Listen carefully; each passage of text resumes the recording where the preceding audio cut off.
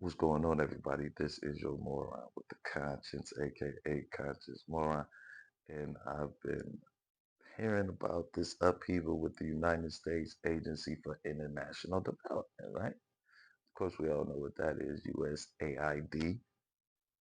Trump is trying to dismantle it, right? He says that it's ineffective, it doesn't help, and Marco Rubio, his Secretary of State, I believe. Yeah, Secretary of State. I don't know why I was thinking Secretary of Defense. That's Pete Hessenberg. But nevertheless, um, he also was against it, but he was for it just 2 years ago. Like, this is what I don't understand about politicians. I know y'all say Trump isn't a politician, but in my opinion, he's a politician now. He's been doing it 10 years plus. So he's a politician. All right, but I'm getting off track. But Marco Rubio now wants to dismantle it, where in years past, through all of his Senate career, he was for it. But now, since he's down on the Trump team, he's with it. Like, that's what the political contortionist that is in Washington on both sides, right and left. But y'all act like the right doesn't have it, and they do.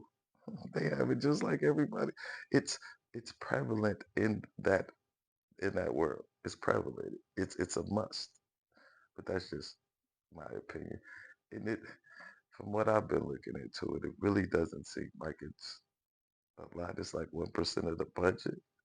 But let's hear what Rubio had to say. Critical to U.S. foreign policy. Now he's trying to dismantle the agency behind it, but that's really not all that we found. We also found that in 2022, he sent a letter to Joe Biden in which he actually suggested they increase the USAID budget. He said that it was necessary to counter Chinese Communist Party influence. China has basically their own version of USAID. And I want to read a little bit of what he wrote in that letter to Biden that we uncovered. He said, quote, "We urge you to use your fiscal year 2023 budget request for the Defense Department, Department of State, and U.S. Agency for International Development to send a clear message that the United States has a comprehensive strategy to counter the Chinese Communist Party's expanding global influence and the increasing threat that it poses to U.S. Security interests and those of our allies and partners." I mean, well, and he is a deeply serious Secretary of State. I mean, Belt and Road Initiative by China has been something that they've invested in to Right. counter. And we found actually USAID, letters in which he, or press releases on his website where he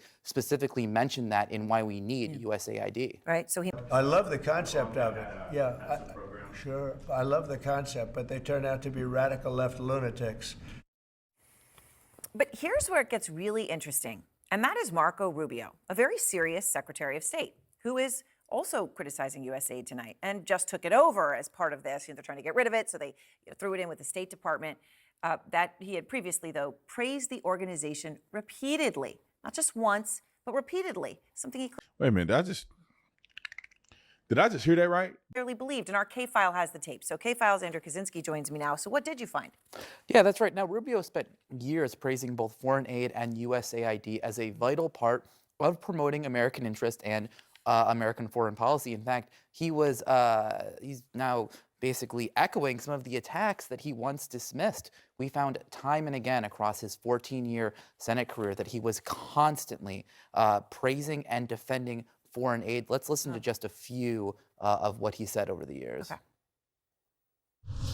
We don't have to give foreign aid. We do so because it furthers our national interest. That's why we give foreign aid.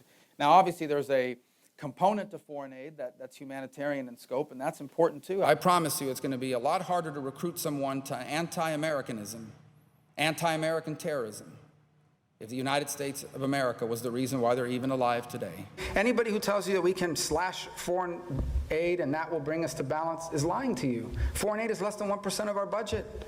It's just not true.